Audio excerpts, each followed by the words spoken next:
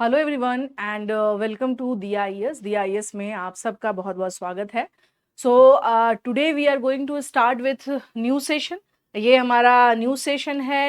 हमारा यहाँ पर करंट अफेयर्स के टॉपिक हैं। तो आइए देखते हैं यहाँ पर कि कौन कौन से टॉपिक आज हम लोग यहाँ पर करने वाले हैं। So here you can see the first topic is Mahatma Gandhi principle more relevant today amidst cross border terrorism all party delegation. ये पहला न्यूज है कि महात्मा गांधी के जो सिद्धांत हैं वो आज के समय पर क्या है सार्थक हैं और ज्यादा क्या है सर्वमान्य है। ठीक है ना। और खास तौर से सीमा पार से जिस प्रकार से आतंकवाद को बढ़ावा दिया जा रहा है उस पे कड़ी से कड़ी क्या है जो है लगाम लगाने की आवश्यकता है। ऑल पार्टी डेलीगेशन के माध्यम से क्या बातें महत्वपूर्ण निकल करके आई हैं ये हम लोग यहाँ पर देखेंगे। उसके बाद है centre notifies guidelines to boost electric car manufacturing in India. यानी हाल ही में केंद्र ने जो है नोटिफाई किया है गाइडलाइन जो है नोटिफाई किया है स्पेशली इलेक्ट्रिक कार के मैन्युफैक्चरिंग के लिए इंडिया में। क्योंकि देखिए जो अभी जो है ना ईवी कार जो है वो now this is in news और इलेक्ट्रिक व्हीकल्स है। क्योंकि बिकॉज ऑफ पोल्यूशन और बिकॉज ऑफ हम लोग कह सकते हैं कि in the sake of environment also. तो भारत सरकार के द्वारा भी हम क्या देखेंगे यहाँ पर कि जो है बड़े पैमाने पर जो है इसमें ये बात हो रही है कि हमें we have to also search for the alternative also, है ना। हमें ऑल्टरनेटिव की तरफ भी देखने की आवश्यकता है। जो लास्ट न्यूज रहेगा हमारा that is operation spiders web. अब ये स्पाइडर्स वेब क्या है, ये चर्चा में क्यों आया है, इसके बारे में भी हम लोग देखेंगे यहाँ पर। तो चलिए सबसे पहले हम लोग यहाँ पर देखेंगे ऑल पार्टी डेलीगेशंस के बारे में, जिसमें कि अभी हाल ही में जो स्टेटमेंट आप देखेंगे यहाँ पर कि Mahatma Gandhi principle more relevant today amidst cross border terrorism all party delegation. सबसे पहले मैं आपको बता देना चाहती हूँ कि ये ऑल पार्टी डेलीगेशन क्या है। यहाँ देखिएगा सबसे पहले यहाँ पे इसके बारे में कि स्पेशली अगर हम लोग बात करें कि ये ऑल पार्टी डेलीगेशन क्या है। देखिए इस बार यानी कि अगर हम लोग बात करेंगे यहाँ पर तो विपक्ष के जो अलग अलग पार्टियां हैं उनसे जो है लीडर्स को चुना गया केंद्र की सरकार के द्वारा। और इनके द्वारा विशेषकर जो है दुनिया के अलग अलग देशों में जो है वहां पर इनकी यात्राएं हुई हैं। और इनके माध्यम से खास तौर से पाकिस्तान द्वारा समर्थित जो आतंकवाद है, जो आप देखेंगे अभी हालिया हमारे यहाँ पहलगाम जैसी नृशंस हत्या जिस तरह से इन्होंने की, आतंकवाद का इतना घिनौना रूप ये लेकर के आए हैं। तो पाकिस्तान के जो उसकी जो हरकतें हैं आतंकवाद को लेकर के उसको उसके बारे में सही तरीके से दुनिया के सामने इनकी पोल खोल देना या इनके बारे में सच बता देना कि ये कर क्या रहे हैं, है ना। और इसी वजह से हम क्या देख रहे हैं यहाँ पर कि ये जो ऑल पार्टी डेलीगेशन है इनके माध्यम से तो चूंकि देखिए भारत के बारे में अगर बात किया जाए तो हम लोग पंचशील सिद्धांत में विश्वास करने वाले लोग हैं, है ना।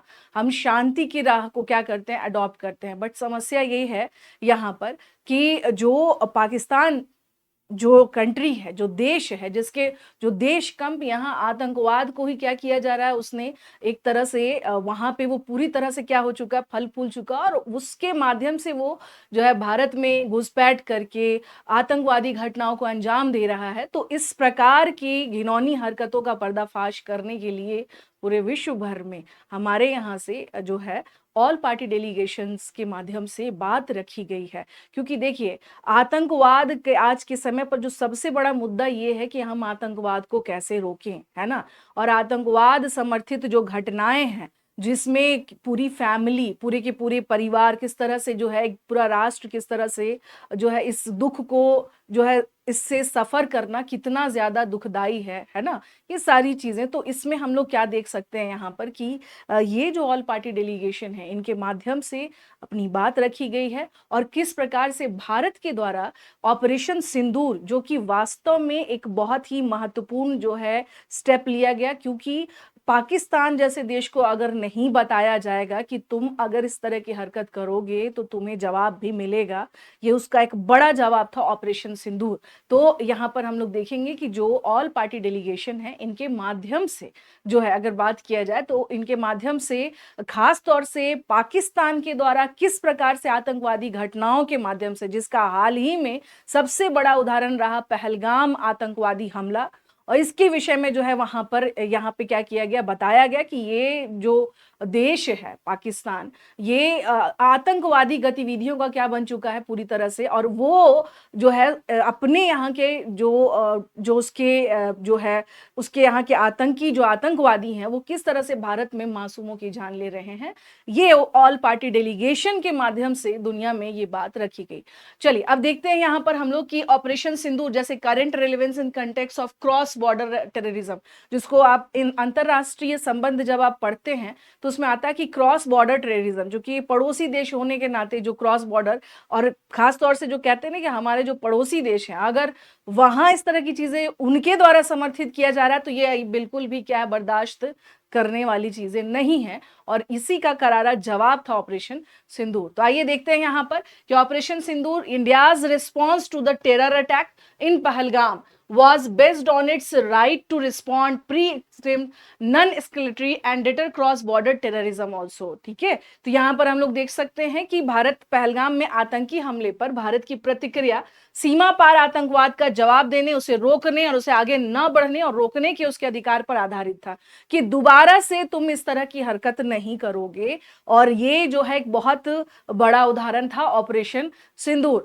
तो यहां पर हम लोग देखेंगे यहां पर कि जो ऑल पार्टी डेलीगेशन के माध्यम से जो है बहुत महत्वपूर्ण बातें जो हैं निकल करके सामने आई हैं, जैसे कि the key pillars of India's security doctrine क्या क्या है, भारत की सुरक्षा सिद्धांत के 3 प्रमुख स्तंभ, इसमें भारत की शर्तों पर निर्णायक जवाबी कार्रवाई, परमाणु केस में अगर कहा जाए यहाँ पे includes decisive retaliation on India's terms, zero tolerance for nuclear blackmail and no distinction between terrorists and their sponsors। किसी भी हालत में कोई भी आतंकवादी या उसको स्पॉन्सर करने वाले को नहीं बख्शा जाएगा। भारत की तरफ से ये कठोर स्टेप अप लिया गया है कि अब जो है दैट्स इनफ, और ये जो है अब नाकाबिले बर्दाश्त है, ये अब बर्दाश्त नहीं हो सकता है, दैट्स इट। चाहे आतंकवाद को कोई भी समर्थित कर रहा हो, कोई भी उसको फला फुला रहा हो, उसको अब बख्शा नहीं जाएगा। देखिए ये किसी भी देश के लिए सबसे महत्वपूर्ण होता है कि वहां के नागरिक सेफ रहें, वहां के नागरिकों की सुरक्षा जो है बनी रहे, है ना, और आप फ्रीली अपने देश में घूम सकें। लेकिन पहलगाम आतंकी घटना ने ये जो जिस तरीके से इन लोगों ने पोर्ट्रे किया, जिस तरह से उन्होंने अपने द्वारा एक इतनी भयानक और इतनी मतलब इतनी नृशंस हत्याएं की, ये जो है ये मानवता की अगर हम लोग बात किया जाए कि ह्यूमैनिटी, जब हम ह्यूमन राइट्स की बात करते हैं ह्यूमैनिटी, तो ये इस तरह की घटनाओं और इस तरह की वारदात को अगर आप अंजाम दे रहे हैं तो एक देश के द्वारा उसके एक्शन लेना अति आवश्यक था, जिसमें कि ऑपरेशन सिंदूर हम देखेंगे जो बहुत ही क्या रहा, सक्सेसफुल रहा, और ऑपरेशन सिंदूर एक करारा जवाब था पाकिस्तान को। तो यहाँ देखेंगे ऑल क्रॉस बॉर्डर टेररिज्म के संदर्भ में हम लोग देखेंगे कि ये जो है, इसके अलावा यहाँ पर कुछ बातें और महत्वपूर्ण हम लोग देखेंगे। जैसे अगर हम लोग बात करेंगे, आप देखेंगे कि जो ऑल पार्टी डेलीगेशंस में खासतौर से विपक्ष के जो है अलग अलग पार्टीज के जो है सदस्य उसमें थे, जिसमें कि शशि थरूर, मिस्टर शशि थरूर जी इसमें है यहाँ पर। तो यहाँ पर देखेंगे कि इसमें खास तौर से देखिए गांधी जी के बारे में, यानी अहिंसा और सत्याग्रह की बात अगर की जाए तो ये इनका मानना था कि हिंसा किसी भी धर्म का सिद्धांत नहीं है, जबकि अधिकांश मामलों में अहिंसा सभी के लिए अनिवार्य है, जबकि कुछ मामलों में हिंसा केवल अनुमेय है। उनका मानना था कि हिंसा करके कभी सत्य का प्रचार नहीं किया जा सकता। तो आप देख सकते हैं यहाँ पर कि जो क्रॉस बॉर्डर टेररिज्म के संदर्भ में अगर हम लोग बात करेंगे यहाँ पर, तो ये क्रॉस बॉर्डर जो टेररिज्म है वो उसे रोकने के लिए जरूरी है कि क्या किया जाए, इन पर लगाम लगाया जाए, और पूरे दुनिया के सामने इनकी सच्चाई सामने आनी चाहिए कि ये वास्तव में क्या कर रहे हैं, है ना, ये किस तरह से क्रॉस बॉर्डर टेररिज्म को क्या कर रहे हैं, आगे बढ़ा रहे हैं, और किस तरह से ये उसे फला फुला रहे हैं, उसको पोषित कर रहे हैं। तो बेसिकली अगर आप देखेंगे कि ये जो क्रॉस बॉर्डर जो है टेररिज्म से संबंधित था ऑल पार्टी डेलीगेशन, कि उसके बारे में बताना, है ना, और इसको रोकने के लिए हमें क्या करना है, तत्काल इसके लिए इमीडिएट एक्शंस लेने की जरूरत है, हमें इसके बारे में हर पक्ष को सोचना पड़ेगा। तो इस संदर्भ में यहाँ पर देख सकते हैं। हाँ, तो इसमें देखिए जब ऑल पार्टी डेलीगेशन के द्वारा जो यात्रा अभी हुई है वो बहुत अच्छी यात्रा रही है, और लगभग जो है जैसे कि चाहे जापान की यात्रा हो, है ना, उसमें ये भी था कि यूएन के जो सदस्य राष्ट्र हैं उनसे मुलाकात करना।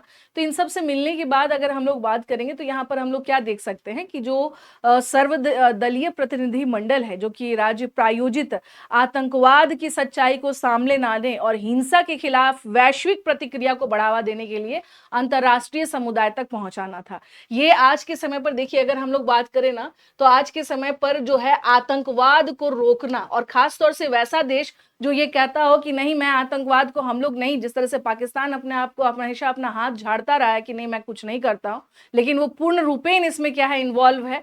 तो एक तरह से इस तरह के देशों की सच्चाई को सामने लाना और वैश्विक प्रतिक्रिया आतंकवाद के खिलाफ, कि पूरा विश्व जो है इसके खिलाफ जो है एकजुट खड़ा है और पूरा विश्व आतंकवाद को रोकना चाहता है।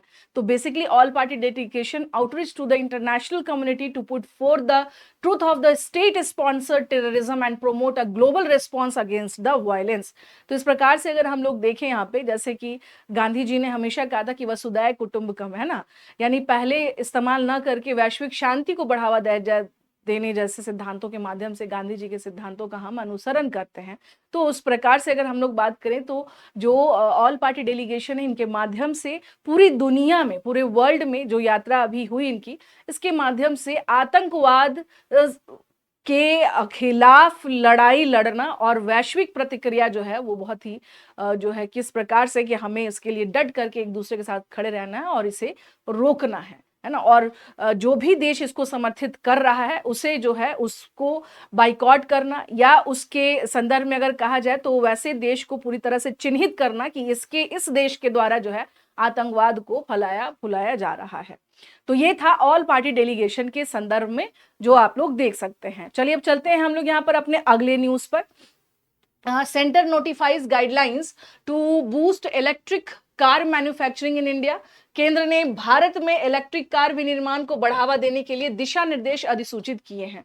अभी मैंने आपसे ये कहा कि now we are in the era of EV vehicles. In fact आप देखेंगे कि अब कई जगह जो है चार्जिंग स्टेशन भी स्टैब्लिश्ड कर दिए गए हैं। रीजन क्या है? रीजन ये है कि because of most of car में भी आप देखेंगे जो मॉडल्स निकल करके आ रहे हैं, सो बेसिकली वो कौन से मॉडल निकल के आ रहे हैं, दैट इज हाइब्रिड मॉडल, है ना। हाइब्रिड मीन्स मतलब ये हो जा रहा है आजकल की आप इसको इंजन में आप उसको पेट्रोल से तो चला ही सकते हैं, साथ के साथ क्या है यहाँ पर कि और भी उसमें विकल्प है। अब कोशिश की जा रहा है कि चार्जिंग वाला जो है मामला वो भी किया जाए, है ना। तो अभी देखेंगे यहाँ पर कि इस न्यूज में क्या महत्वपूर्ण बातें रही हैं, आइए देखते हैं। हाँ, सबसे पहले यहाँ पर देखेंगे इलेक्ट्रॉनिक व्हीकल्स के बारे में आपने देखा है। सो इंडियन गवर्नमेंट, हाँ जी, Indian government officially, one second, Indian government officially issued operational guidelines for a new scheme, MEPCI, designed to boost the domestic manufacturing of electric passengers vehicle. Bharat सरकार ने आधिकारिक तौर पर एक नई योजना SPMEPCI के लिए परिचालन दिशा निर्देश जारी किए हैं, जिसे इलेक्ट्रॉनिक यात्री वाहनों के घरेलू विनिर्माण को बढ़ावा देने के लिए डिजाइन किया गया है, ठीक है ना। This initiative offers concessional import duty benefits to incentivize international EV players to invest in local production of facilities. यानी ये पहल जो है ये अंतरराष्ट्रीय ईवी खिलाड़ियों को स्थानीय उत्पादन सुविधाओं में निवेश करने के लिए प्रोत्साहित करने के लिए रियायती आयात शुल्क प्रदान करेगा। जैसे आप देखेंगे, जैसे स्पेशली फॉरेन में या विदेशों में खास तौर से इलेक्ट्रिक व्हीकल्स की बहुत डिमांड है। वहाँ कई जगह, चूंकि अभी हम लोगों के पास now we have some challenges like we don't have more और इनफ चार्जिंग स्टेशन, तो हमारे साथ अभी ये चैलेंजेस है, ये चुनौती है। तो केंद्र सरकार ने खास तौर से भारत में इलेक्ट्रिक यात्री कारों के लिए विनिर्माण को बढ़ावा देने हेतु खास तौर से हम क्या देख रहे हैं कि ये जो योजना हम देख रहे हैं, जिसको कि SPMEPCI के लिए विस्तृत दिशा निर्देश जारी किया है, इसका पर्पस अगर देखा जाए, पर्पस यही है कि ज्यादा से ज्यादा कंसेशनल या रियायती सीमा शुल्क ग्रीनफील्ड और ब्राउनफील्ड विनिर्माण जो निवेशक हैं उनको उनका समर्थन ज्यादा से ज्यादा मिल सके, ताकि हम वर्ल्ड लेवल पर ज्यादा से ज्यादा ईवी निर्माताओं को, यानी इलेक्ट्रिक व्हीकल्स जो बना रहे हैं, उनको हम अपने यहाँ क्या कर सके, बुला सके, या उनको हम ज्यादा से ज्यादा क्या कर सके, अट्रैक्ट कर सके, ठीक है ना। हाँ, जैसे अभी जो है the ministry of heavy industries formally notified the SPMCI guidelines to promote EV manufacturing, ठीक है जी। जैसे द अनाउंसमेंट्स कम, यानी ये जो आप देख रहे हैं कि ये चर्चा में क्यों है यहाँ पर, तो यहाँ देखेंगे कि the ministry of heavy industries formally notified the SPMECPI guidelines to promote domestic EV manufacturing.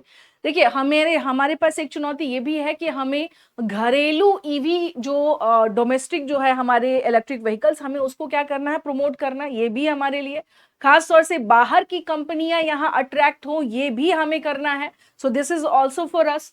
अब देखते the announcement comes amid Tesla's disinterest in setting up manufacturing facilities in India, as stated by Union Minister HD Kumaraswamy. ये जो चर्चा में आया क्योंकि अभी क्या हुआ है कि ये घोषणा ऐसे समय पे की गई है जब टेस्ला जो है ने भारत में विनिर्माण सुविधाएं स्थापित करने में रुचि नहीं दिखाई गई है।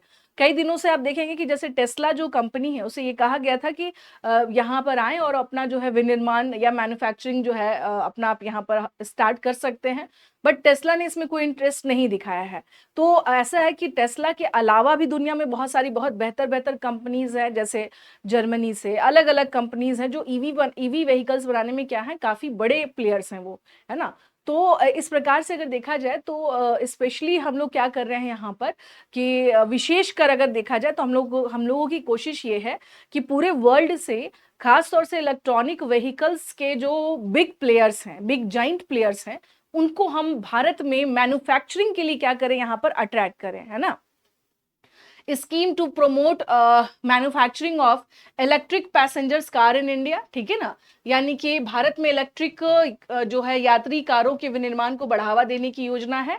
प्रोत्साहन में $35,000 या उससे अधिक कि सीआईएसएफ मूल्य वाले सीबीयू और 15% मतलब जो भी बनेगा यहाँ पर, तो उसमें कंप्लीटली बिल्ड यूनिट्स और सीआईएफ वैल्यूज को यहाँ पर हम देख सकते हैं कि इस तरह से यहाँ पे रखा गया, इंसेंटिव्स इसमें दिए जाएंगे। Validity 5 years from the approval date of the application, वैधता आवेदन की स्वीकृति तिथि से 5 वर्ष तक इसका क्या रहेगा, इसका जो है वैलिडेशन रहेगा। तो अगर हम लोग इस प्रकार से अगर हम लोग देखें, 1 सेकेंड, हाँ जी, इंपोर्ट कैप ये यहाँ पर आप देख सकते हैं कि भाई जो आयात सीमा है वो भी रखा गया है। आवेदन सूचना जो है application notice to be issued shortly, जल्द ही ये जारी कर दिए जाएंगे, ताकि जो है यहाँ पर जैसे इंपोर्ट कैप के बारे में अगर बात किया जाए तो up to 8,000 EVs per year at concessional duty with roll over allowed unutilised quota, लगभग रियायती शुल्क पर प्रतिवर्ष 8,000 ईवी तक अप्रयुक्त कोटा के लिए रोल ओवर की अनुमति है। और आवेदन सूचना जो है वो जल्द ही क्या किए जाएंगे, जारी किए जाएंगे, ठीक है ना।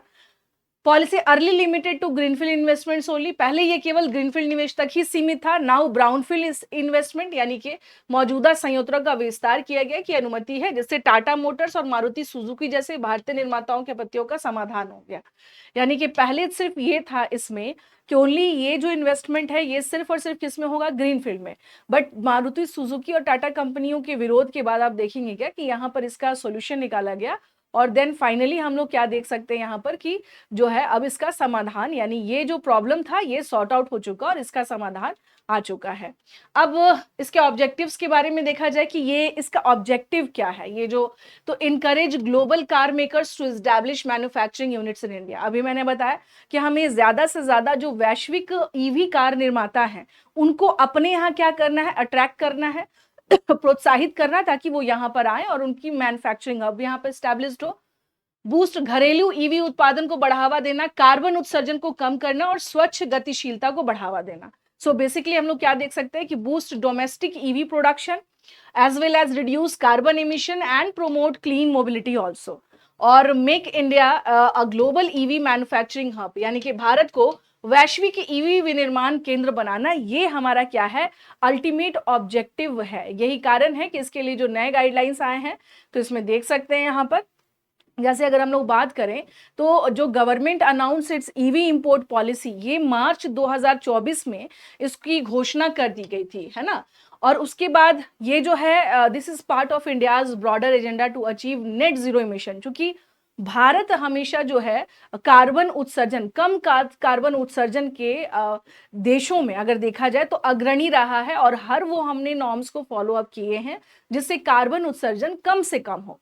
सो basically this is part of India's broader agenda to achieve net zero emission by 2070 and reduce dependency all fossil fuel. यानी हमारी जो डिपेंडेंसी फॉसिल फ्यूल पर है, यानी अगर हम बात करें जीवाश्म ईंधन पर जो हमारा निर्भरता है, उसको कम से कम करना है. और 2070 तक हमारी कोशिश है कि हम शुद्ध शून्य जो है यहाँ पर उत्सर्जन प्राप्त करें और उस अचीवमेंट को हम पालें.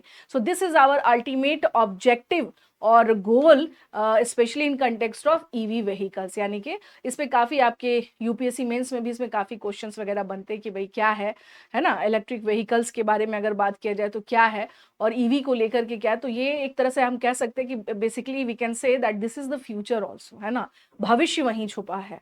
चलिए अब आते हैं यहाँ पर ऑपरेशन स्पाइडर्स वेब. ये चर्चा में रहा, स्पाइडर्स वेब जो है चर्चा में रहा. और ये क्या है, देखिए हालांकि 2022 में यूक्रेन और रशिया के बीच में वॉर शुरू हुआ था. ऐसा लगा कि वॉर बीच में सीज फायर हुआ, लेकिन आप देखेंगे कि ये वॉर अभी भी जो है कहीं ना कहीं से खत्म नहीं हुआ है. इसका एक बहुत बड़ा जो एग्जांपल आप देख सकते हैं, operation spiders web. Ukraine executed operation spiders web, its largest drone offensive destroying $7 billion worth of Russian aircraft. यानी यूक्रेन ने अपना सबसे बड़ा ड्रोन हमला किया है, ऑपरेशन स्पाइडर वेब चलाया, जिसमें कि $7 अरब मूल्य के रूसी विमान नष्ट हो गए. आज के टाइम पे जो युद्ध हो रहा है ना, खासतौर आप देखेंगे कि इसमें ड्रोन का बहुत ज्यादा क्या हो चुका है, इंपॉर्टेंस बढ़ चुका है. ड्रोन के थ्रू यूक्रेन ने रशिया के जो है $7 अरब मूल्य के जो है रूसी विमान क्या किए, नष्ट कर दिए हैं. अब आइए यहाँ पर देखते हैं सबसे पहले, हाँ आइए यहाँ पर देखते हैं कि क्या था ये spiders web, operation spiders web. 1 second. Operation Spider's Web is a high precision, a long range drone operation launched by Ukraine targeting Russian air bases deep within enemy territory. Operation spider web Ukraine द्वारा दुश्मन के इलाकों में स्थित रूसी एयरबेसों को निशाना बनाकर किया गया एक उच्च परिशुद्धता वाला लंबी दूरी का ड्रोन अभियान है. यहाँ पर देख सकते हैं, ठीक है ना. और इसमें Ukraine executing the offensive through it's military and intelligence agency. यानी यूक्रेन ने अपनी सैन्य और खुफिया एजेंसियों के माध्यम से आक्रमण को अंजाम दिया है. Russia the target of the drone assault which affected strategic air power assets. Drone हमले का लक्ष्य जिससे सामरिक वायु शक्ति परिसंपत्तियों को प्रभावित किया है. और ये एक जो है यहाँ पर हम लोग क्या देख रहे हैं कि ये रशिया यानी रूस के लिए क्या रहा, काफी जो है विचलित करने वाला रहा रूस के लिए. क्योंकि अब यहाँ पर हम लोग देखेंगे बेसिकली ऑब्जेक्टिव अगर देखा जाए तो ये क्या है, रूस के रणनीतिक बमवर्षक बेड़े को कमजोर करना. खासतौर से चूंकि मैंने अभी भी कहा कि इन दोनों के बीच का वॉर अभी भी समाप्त नहीं हुआ है. खास तौर पर क्रूज मिसाइल, ये देखेंगे यहाँ पर क्रूज मिसाइल और परमाणु पेलोड लॉन्च करने में सक्षम विमान. शांति वार्ता से पहले गहरी मारक क्षमता का प्रदर्शन करना और सामरिक गति को बदलना. To cripple Russia's strategic bomber fleet specially aircraft capable of launching cruise missiles and nuclear players also. अब क्या है यहाँ पर, to showcase deep strike capability and shift tactical momentum ahead peace of negotiations also. यानी शांति वार्ता से पहले ही गहरे मारक क्षमता का प्रदर्शन करना और सामरिक गति को बदलना, ये यहाँ पर देख सकते हैं. तो यहाँ पर आप देखेंगे कि रशिया और यूक्रेन के संदर्भ में अगर देखा जाए तो लगभग हम लोग क्या देख रहे हैं कि ये युद्ध समाप्त हुआ भी नहीं है और ये ऑलरेडी चल भी रहा है यहाँ पर. हाँ जी, तो अब जो स्पाइडर्स वेब आप देखेंगे यहाँ पर जो ऑपरेशन चलाया गया कि यूक्रेन की सुरक्षा सेवा. 1 सेकेंड. ड्रोन 117 एक्सप्लोसिव थे, यहाँ पर लैंडेड ड्रोन्स थे, लॉन्च किया गया था. विमान के प्रकार कौन है, TU-95, TU-160, TU-20M बम वर्षक और M50 चेतावनी विमान. ये सब यूक्रेन के द्वारा यूज किए गए थे इस जो है रूसी जो बेड़े को, या रूस पे जो अटैक किया गया यहाँ के जो एयरफोर्स पे, तो उसमें ये जो है यूक्रेन के द्वारा इसका इस्तेमाल किया गया था. Tactical innovations, drones were concealed in wooden sheets on civilian trucks, a tactic linked to the Trojan horse. Drones were remotely launched after being placed near air base across multiple Russian time zones. यानी drone को क्या किया गया था कि नागरिक ट्रकों पर लकड़ी के शेड में छिपाया गया था। यानी ये हमला कैसे हुआ, सवाल ये उठता है कि कैसे, ठीक है ना। तो ये हमला तो और ये एक ऐसी रणनीति थी जिसकी तुलना ट्रोजन हॉर्स से की जा सकती है। ड्रोन को कई रूसी समय क्षेत्रों में एयरबेस के पास रखकर दूर से लॉन्च किया गया और यही कारण है कि जो है आप देखेंगे कि इस कारण से रूस के बड़े लेवल पे जो हानि हुई है, जो क्षति हुई है, ये इस कारण से और भी ज्यादा यहाँ पर देख सकते हैं। हाँ, अब जैसे टाइमिंग और सिंबोलिज्म जो देखा जाए कि launch just hour after Russia's deadly Iskander missile strike on Dnipropetrovsk, रूस के द्वारा निप्रोपेट्रोव्स्क पर घातक स्कंदर मिसाइल हमले के कुछ ही घंटों बाद इसको लॉन्च किया गया। यह शांति वार्ता की प्रस्तावना के रूप में कार्य किया जिससे यूक्रेन की सौदेबाजी की शक्ति को मजबूत कर पाएंगे। तो यानी अगर हम लोग ये देखें कि एक तरह से ये यूक्रेन के द्वारा जवाबी कार्रवाई दी गई है। यहाँ पर ऐसा लग रहा था कि इस बीच में कि इनके बीच में सब चीज क्या है, शांत हो चुका है, लेकिन यहाँ पर हम क्या देख रहे हैं, यहाँ पर फिर से यूक्रेन के द्वारा जो है ऑपरेशन स्पाइडर्स वेब जो है ये चलाया गया। यहाँ देखिए महत्वपूर्ण बात क्या है, यहाँ जो सबसे इंपॉर्टेंट बात ये है कि that the uses of drones specially in war, यानी हम अब ये कह सकते हैं कि खास तौर से now we are in the era of war based drone based war. हम अब उस दौर में आ चुके हैं जहां ड्रोन आधारित वॉर हो रहे हैं ज्यादातर, और जिसके ड्रोन्स जितने ज्यादा स्ट्रांग हैं, जितने पावरफुल हैं, उतनी ही उनकी मारक क्षमता क्या है, ज्यादा है। तो ये था आज के संदर्भ में important current affairs. So dear all students, अगर आपने अभी तक चैनल को सब्सक्राइब नहीं किया है, लाइक नहीं किया, शेयर नहीं किया, तो kindly do like, share and subscribe. धन्यवाद, थैंक यू, जुड़े रहिए इसी तरह से हमारे साथ। Thank you so much to all of